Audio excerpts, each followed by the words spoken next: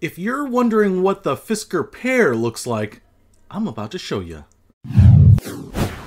What's happening, Panda Nation? Peter Von Panda here. I may have told you, years ago I put a deposit down to reserve my Fisker Ocean SUV electric car. Fisker has been around before. They made the Fisker Karma for a little while. Still available as the Destino and the Revero, but you can now put a deposit down on the latest Fisker. Now, I will also say it's a little bit weird, and I know people are going to give them flack for this, but the Fisker Ocean is not out yet. So 2022, the first Fisker Ocean should be delivered. The one I kind of want is not going to even start production until November or December 2022, and given the production shortages, chip shortages, supply sourcing issues, you know, that might even be optimistic. But he has a second, I'm going to call it an SUV, but he calls it kind of a urban runabout crossover. It's not really a segment in and of itself. He says it's segment busting or segment non-conforming. Now, I will argue a little bit that I think it's actually pretty similar to some of the other things that I have seen out before, but they only have released a couple of teaser photos, which may or may not be close to the production version of this, but I want to show those to you. So first of all, he released this PEAR teaser front view, which kind of has this big hulking look. It actually makes it look like the greenhouse is pretty much inboard. So really wide haunches, kind of a smaller cabin area. Maybe that's true, but I don't think so. I think it's more the angle. I think it'll be a little more traditional. The second teaser photo that he released, I think, is probably more telling. And this one is actually pretty interesting because it looks like we have some really big wheels, you know, 20 inches or something on a very small car here. Looks like the windshield, that front edge of the windshield is right above that front axle line. And actually the rear wheels look like they are almost touching the rear glass. I expect the back end, kind of that gate area, to bulge out just a little bit more. I actually took that photo and increased the exposure on it to see if there were any details in the photo that could be gleaned out with a little bit more brightness, but I couldn't really see much there. However, on these two pictures, I thought there was enough, and combined with what we know about Fisker's design language, and particularly the Fisker Ocean, I thought maybe there would be enough for a car designer, an engineer, to render out what the Fisker PEAR would actually look like. So I hired one, so we can all see it, because I think a lot of people are trying to decide if they want to put $250 down on a car that's not scheduled to come out till 2024, so at least 2 years away,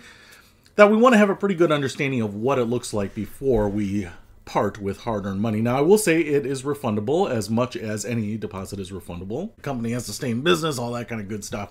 So what I did was I actually hired this designer, and he actually sketched out what he thought the car would look like based on what I had sent him. Now, the first one is kind of a work in progress. He was sketching it out with pencil, and I thought these original designs looked pretty cool, and I thought they looked pretty good. The front end is very reminiscent of the Fisker Ocean, and the side view looks like it's kind of a lift of what he had designed. Now, I'm kind of wondering if the greenhouse, you know, the cabin area might be a little taller, so the car might feel a little more upright, a little more like Fiat 500-ish as opposed to a Lexus crossover, but I think this is a really good representation. And then he kind of continued to render it out here. So what we have is a view of what the Fisker PEAR might look like. So this might be just a little bit long. Like I said, I feel like the car is going to look a little top heavy. I feel like it's going to look a little bit like a shortened Mini Cooper. And so I think that these pictures probably are pretty close, especially this last one, this rear three-quarter view. I think that could look very much like it. You know, Fisker likes those really tight, thin headlights, thin taillights, and I think you really nailed it. And especially with the big wheels and the short wheelbase, I mean, this looks pretty good to me. I think it actually looks like a pretty good car. And for most people, and I've argued this for a long time, that we have too much car. You know, most people drive around big SUVs, and most of the time they're driving around by themselves. And even if you are driving around with people, you usually don't need all this extra capacity. So a lot of us are hauling around extra capacity that we don't need on a day-to-day basis. And most families, especially if you have multiple drivers, maybe you need a big SUV for those family road trips or whatnot, but then most of the time your other cars for the other drivers could just be a single two-person, you know, two-door, maybe a three-person, four-person car. I mean, they don't have to be very big, because when you need the big car, you can kind of trade around and use that big car. Now, is this a unique, no category yet? Kind of, I think. Actually, Audi had a urban runabout concept car that I kind of feel looks like this a little bit, so that one looks pretty close.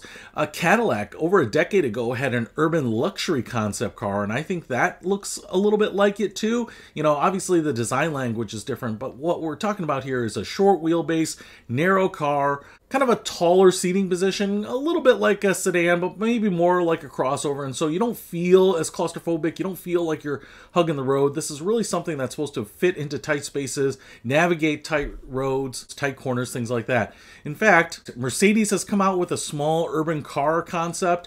Mazda came out with one too. Even Genesis most recently, I think they call it the Mint, which also has kind of that similar fun four-letter name. So the Pear, the Mint. And then, of course, the Honda Element E, I think. This one, I think, is actually pretty similar, too. You know, so is this a category busting car? I think it's kind of similar to maybe the small crossover hatchback cars, but it looks pretty cool. I assume it will be all electric, and it's also supposed to meet a pretty incredible price point. So sub $30,000, which has been kind of a unicorn barrier for a lot of electric cars, to make an electric car that competes on price with many entry-level cars. This isn't totally entry-level, but sub $30,000, let's call it $29,000, and if there is a tax credit that you might get, you know, you could be looking at a $23,000, you could be looking at a $22,000, $23,000 car, which then puts an electric car into the affordability range for a lot more people. So I'm pretty interested in that, but for me, it's mostly about, is the car cool? Is it unique? Is it quirky? Is it fun? Does it get me where I need to go? Does it do what I need to do? Can I carry the stuff I need to carry?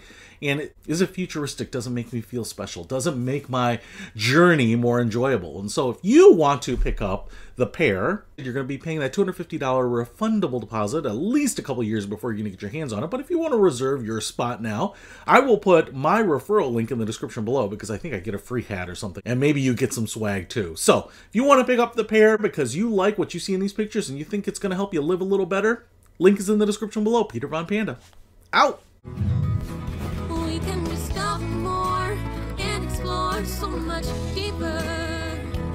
We can live better than